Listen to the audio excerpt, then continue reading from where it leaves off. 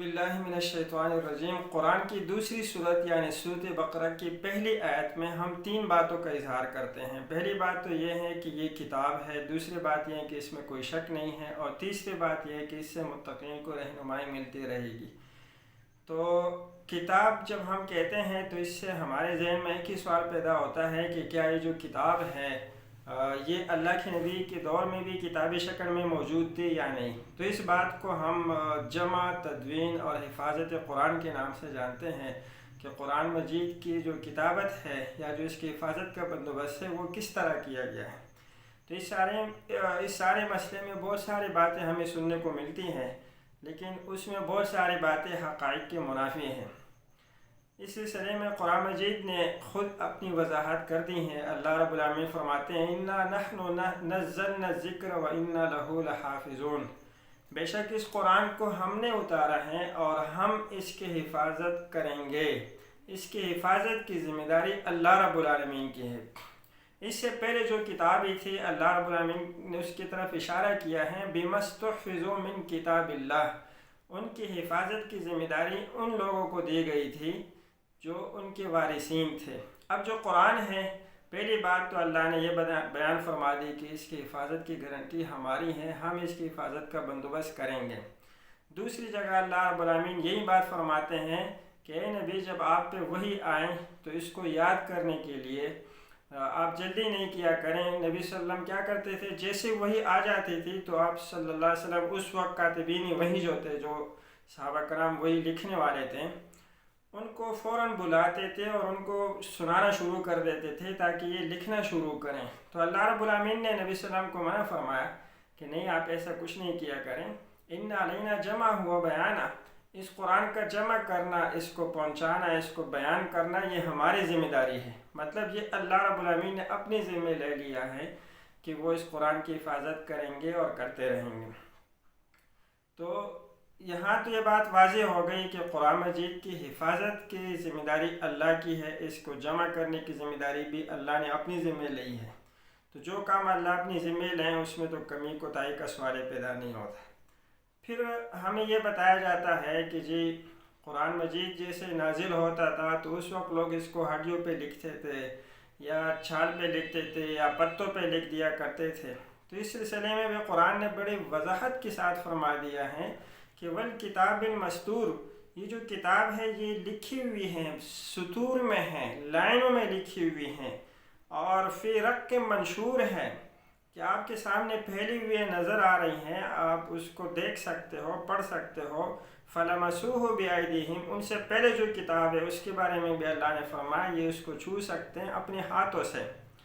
तो हमें ये दूसरी बात वाज़ेह हो गई कि अल्लाह रब्बुल आलमीन ने जो किताब नाजिल फरमाई थी उसकी हिफाजत के साथ साथ उसको तदवीनी किताबी शक्ल में जमा करने की जो ज़िम्मेदारी थी, जो तरीक़ाकार था, वो नबी करीम सल्लल्लाहु अलैहि वसल्लम के दौर में ही शुरू हो गया था।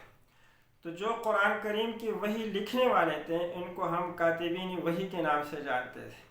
इसके बारे में मुख्तलिफ बातें, कोई कहते हैं इनकी तादाद 20 थी, कोई कहते 30 थी, कोई कहते 50 थी, लेकिन सारी रिवायत को मिला के देखा जाए और जो मेरी अपनी तहक़ीक़ है उसके मुताबिक कि 100 के करीब सहाबा थे जो कुरान मजीद लिखने के काम पे मुतय्यन थे। उनका काम ये था कि वो कुरान लिख दिया करें। इसका मतलब ये हुआ कि कुरान मजीद लिखने का उस वक्त रिवाज था और कातिबीन वही मौजूद थे। सबसे बड़ा नाम जिसका आता है वो है हज़रत ज़ैद बिन साबित रज़ियल्लाहु ताला अन्हु।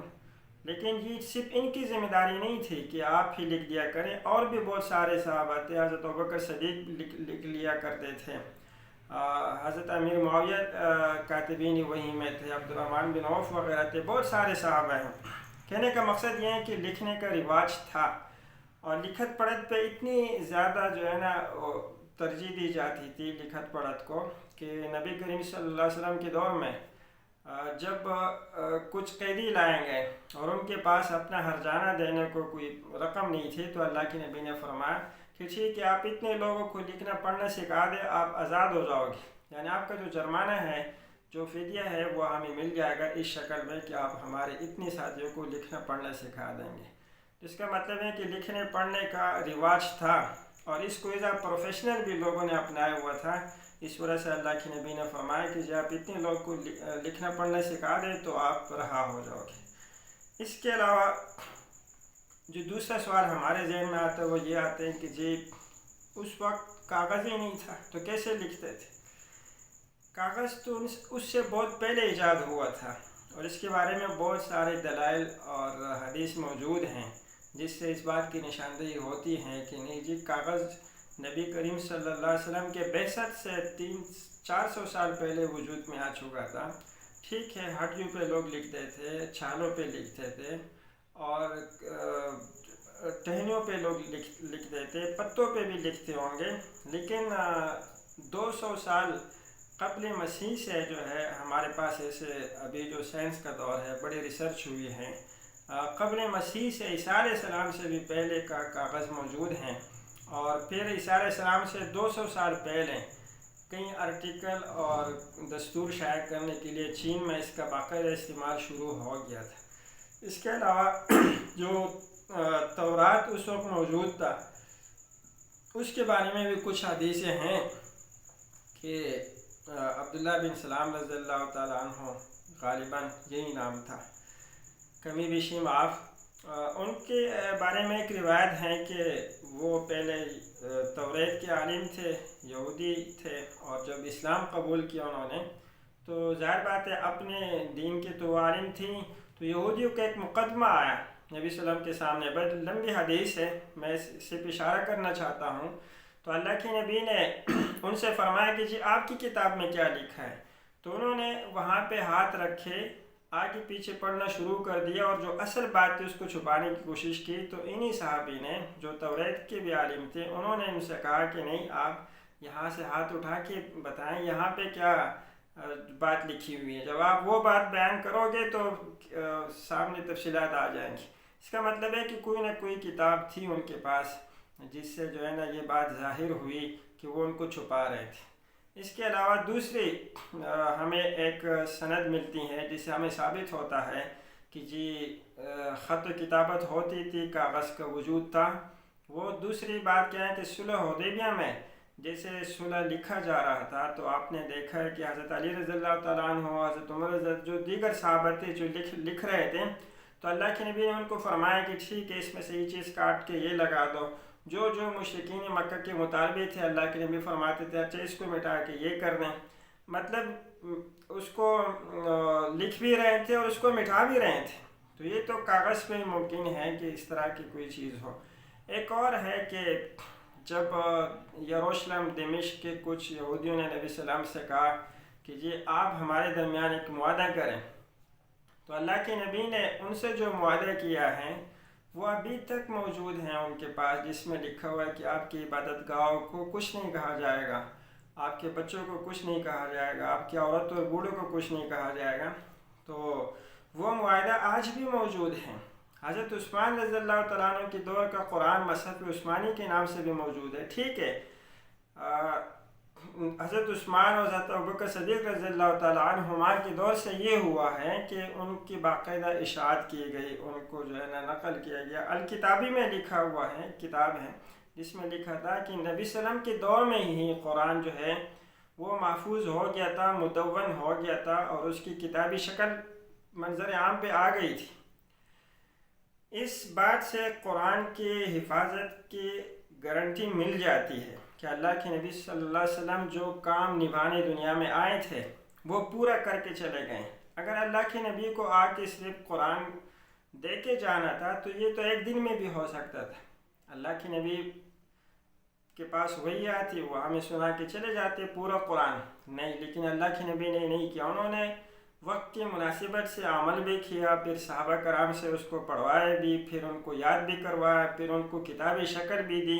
تو جو نبی کریم صلی اللہ علیہ وسلم کی ذمہ داری تھی کہ قرآن ہمیں پہنچائیں صحیح شکل میں، مدون شکل میں، تو وہ انہوں نے اپنی ذمہ داری احسن طریقے سے پوری کی۔ اگر ہم یہ کہہ دیں کہ جی ایک پارہ اس صحابی کے پاس تھا، ایک اس صحابی کے پاس تھا، اور ایک وہ پتے پہ لکھا تھا، وہ پتا جو ہے وہ بکری کھا گئی، وہ ایک چھال پہ تھا تو وہ چھال کہیں چلے گئی، اس سے ہم خود جو ہیں اس بات کی بنیاد رکھنے جا رہے ہیں کہ جو قرآن جو ہے اس کی حفاظت صحیح طریقے سے نہیں ہوئی اور قرآن کی جو صحت ہے اس پہ شکوک اور شبہات بڑھ جاتے ہیں، تو ہمیں ایسی باتوں سے اجتناب کرنا چاہیے۔